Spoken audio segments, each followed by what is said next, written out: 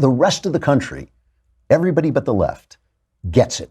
They get it. The Direction of the Country Index, a new poll, shows this gauges how Americans feel about our nation's current course. It has surged 13% to 50%. Anything over 50% is good, to 50%, 50.1%, which is the highest level since 2005. Since 2005, the most people feel that our nation is going in the right direction. Quality of Life Index rose 7% for the month to 64.2%, which is the highest ever, measuring quality of life, eclipsing the previous high of 63.1 set way back in 2004.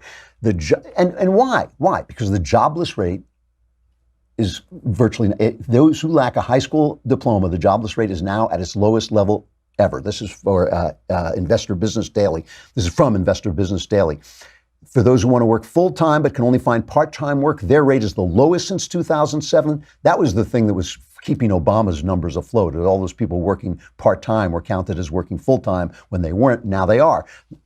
Latino and Hispanic workers' unemployment rate stood at 4.5%, an all-time low. 6.6% African-American unemployment now equals the third lowest rate ever. Minority workers are participating in this boom as never before, and all workers are seeing gains. This is huge.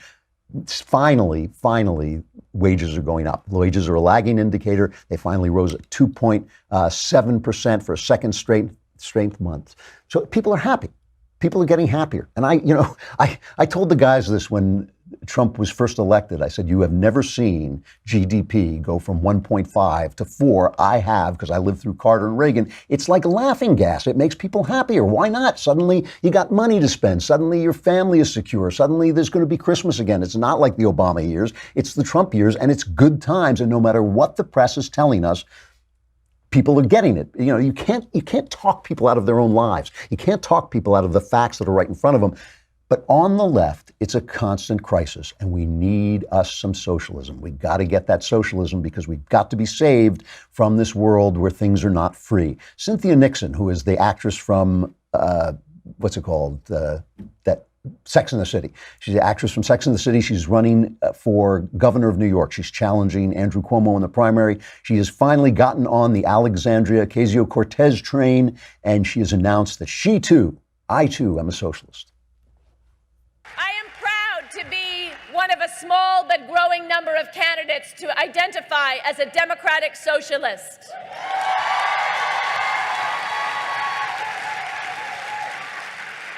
I hadn't called myself a democratic socialist before, but I realized that my values and what I'm fighting for are directly aligned with that movement. So, if being a democratic socialist means believing that health care and housing and education should be a human right, then I am a democratic socialist. If it means standing up against inequality in all its forms and taking action to equalize wealth and power in our society, then I am a democratic socialist. The establishment is terrified of that word, socialism. But if we learned one thing from the Obama years, it's that Republicans are going to call us socialists no matter what we do. So we might as well give them the real thing. What I love about this, first of all, the mocking of people for being afraid of socialism, which hasn't worked anywhere. Don't listen to any of this stuff about the Scandinavian countries. It has not worked anywhere. All those countries established their wealth through free markets.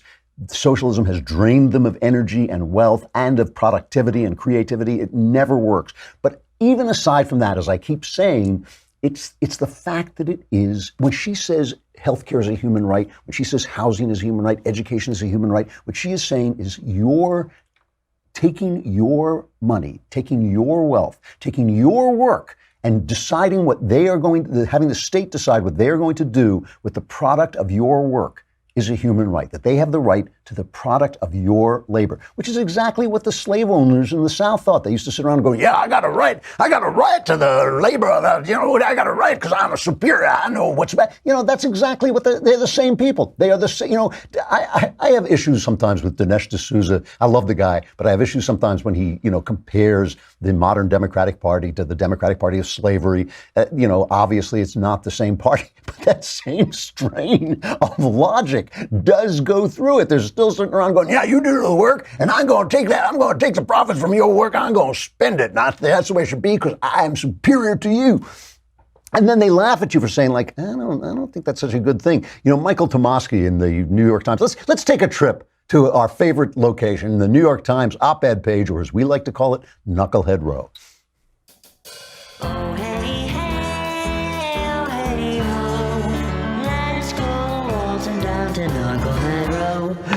I love that song. So Michael Tomasky is writing, and he says, why is there socialism? Because you rotten capitalists have ruined everything. He says, young people have seen the United States go from being a country that your parents, or more likely your grandparents, described as a place where life got better for every succeeding generation, to a place where for millions of people, quite possibly including you, that's no longer true. Young people have seen the Obama economy, where you're right, things didn't get better. Well, of course, he says you witnessed the financial meltdown of 2008 caused by big banks betting against themselves.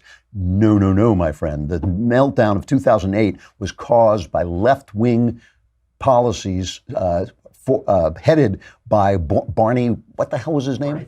Thank you, Barney Frank, Mr. Let's roll the dice on the American economy. That's what he said. They warned him, if you loan this money, if you loan all these mortgages to people who can't pay them back, it's going to cause a crash. George W. Bush said it 4 or 5 times. He said, I'm ready to roll the dice. He rolled the dice, came up snake eyes. We crapped out. And yes, Wall Street was irresponsible. But once you create an illogical system where you're telling banks they must give money to people who can't pay it back, all Wall Street can do is say, well, how do we make a profit off this? And yeah, were they right to do that? No, it was a wrong thing to do, but you put them in this illogical wonderland where they had to somehow make money for their people off a crazy system. All this stuff, all these policies were caused by the left. And this is the funny thing, funny in the sense of weird and odd. They keep doing this. Their policies do this, and then they blame it on us. It is just amazing. They keep saying, oh, the guns, we've got to get rid of the guns. Well, they got rid of the guns in Chicago. You know what's happening in Chicago? I mean, did you know what happened over the weekend in Chicago? These are our people. These are American people being gunned down at a rate. Well, let's see. Gunshots and sirens filled the streets of Chicago during the weekend between Friday evening and Sunday night. 63 people were shot in separate incidents. 10 were killed.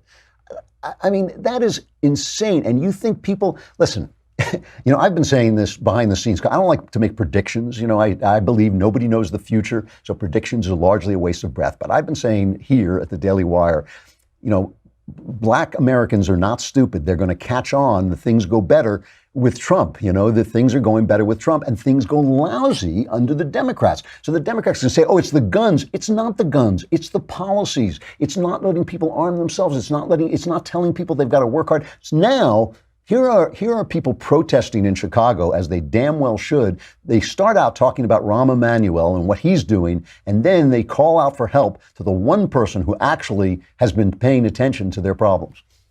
You say that he cares more about the illegal immigrants that are in this city than the African Americans. I said exactly that. He cares more about non-citizens, African Americans. We're citizens, and our ancestors built this country. He got some good things, but I think he don't step up and come to the people where the crime is.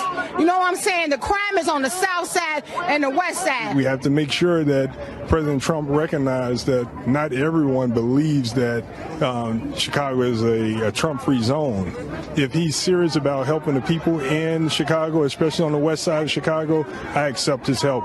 We can't turn any help away. We have to make sure that people understand that criminals cannot have their way with our streets. We have to protect our youth, we have to protect our seniors, and people have to have safe places to walk. And so, one murder is too many. And so if Chicago Police Department and all the other law enforcement can't do it, we should seek other help.